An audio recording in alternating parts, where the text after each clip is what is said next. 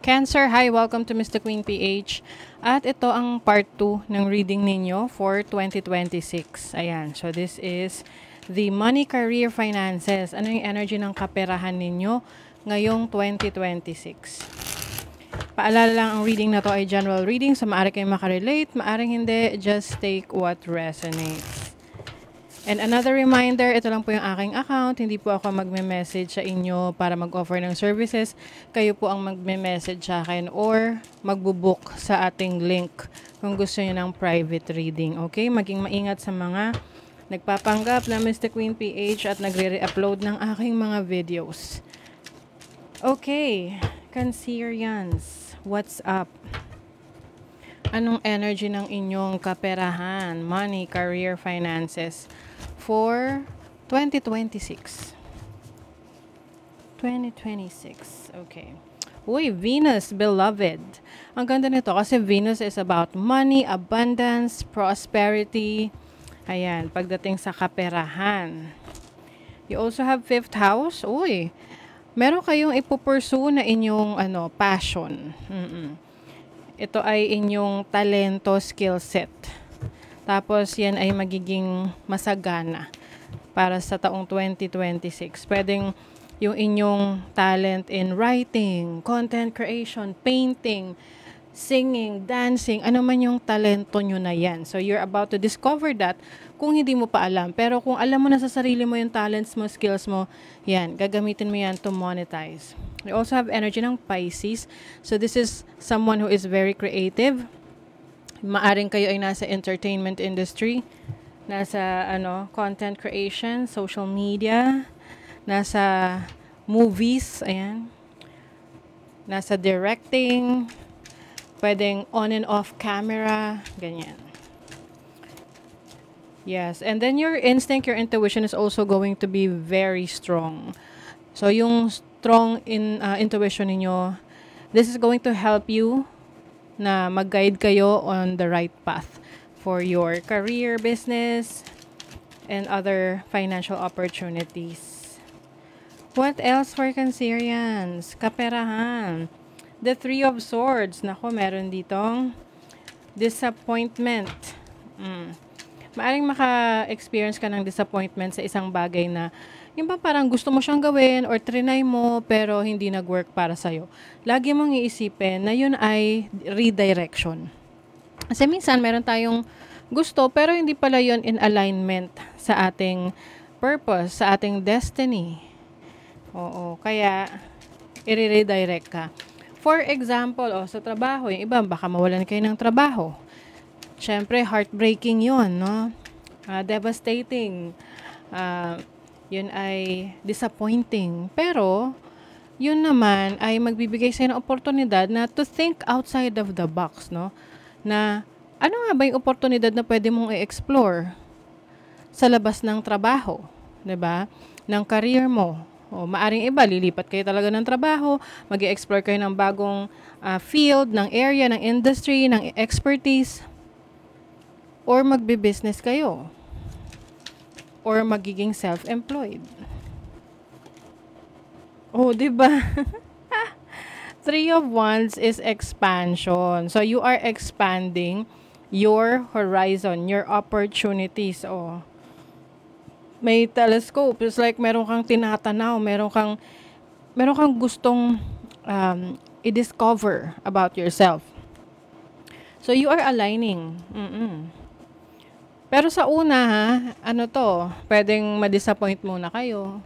Pero yun kasi yung turning point niyan para makapag-isip kayo na, okay, this is it. Kailangan may magbago. Kailangan nang may explore. O, diba? Ace of Pentacles, speaking of bago, this is a new opportunity, new beginning in your money, your career, your business. Yung iba sa inyo makakatanggap kayo ng or makakaipon kayo ng puhunan para sa inyong negosyo or para makapagsimula ng service na i-offer ninyo if you are service-oriented or produkto, no? Puhunan para sa produkto na gusto nyo ibenta. You have the 8 of Wands. Tatrabahuhin mo to ng bonggang-bongga ngayong 2026. Oo, talagang pagpupursigihan mo. Magiging busy ka kasi makikita mo kaagad yung resulta nito. Like parang sa una pa lang, sa simula pa lang, mapapansin mo na uy, mukhang maganda ang ang nagiging epekto nung pagsisimula mo, yung resulta ng simula mo. Although hindi pa yan yung pinaka-final na resulta, pero nakikita mo na may improvement. 'Di ba? So exciting.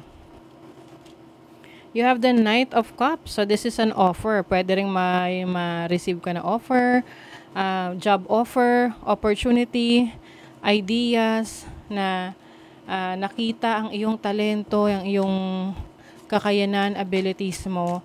At, pwedeng mag-offer to ng source of income, another source of income mo. Queen of Wands. This is exuberance. So, the Wands energy is about freedom, is about expression, and being open to the possibilities. Yung iba sa inyo, pwedeng kayo ay maaring merong pag-travel, no, sa ibang bansa. May opportunity kayo na makapag bakasyon sa ibang lugar, o 'di ba? Or part rin ng mo yan, expansion, na may mga ma-discover kang bagong places.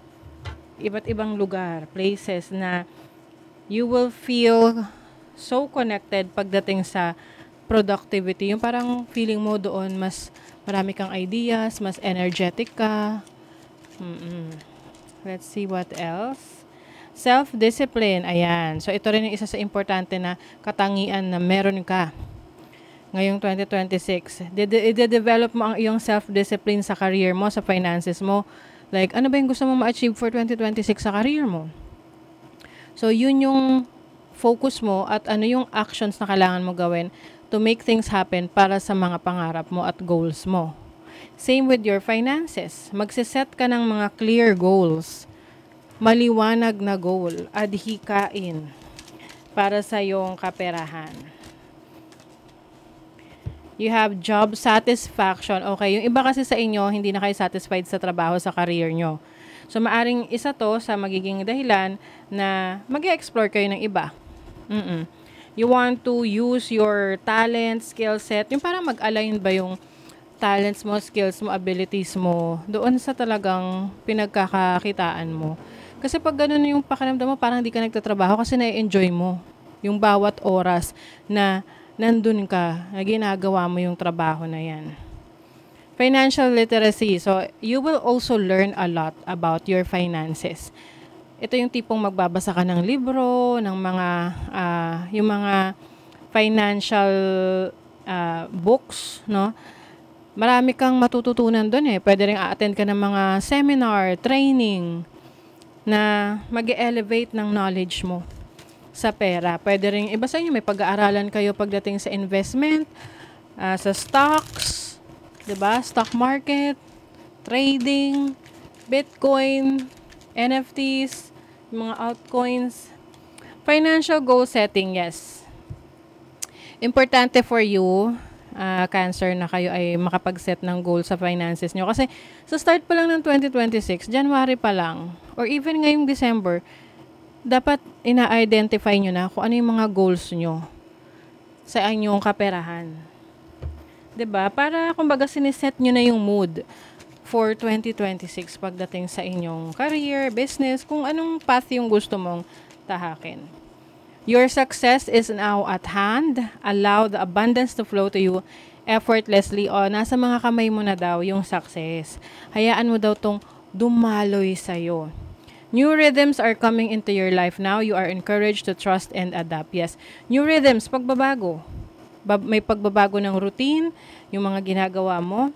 Ini-encourage ka na magtiwala at maging resilient, mag-adapt sa mga changes.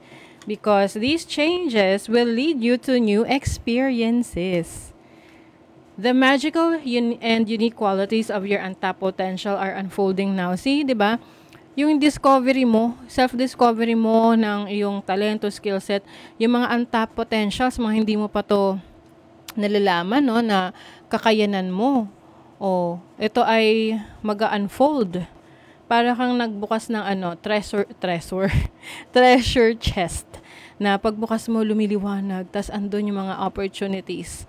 Ganon. So, you are tapping to the potentials na mag-unfold na para sa'yo. Okay? So, that is your reading, Cancer. Thank you so much. See you again.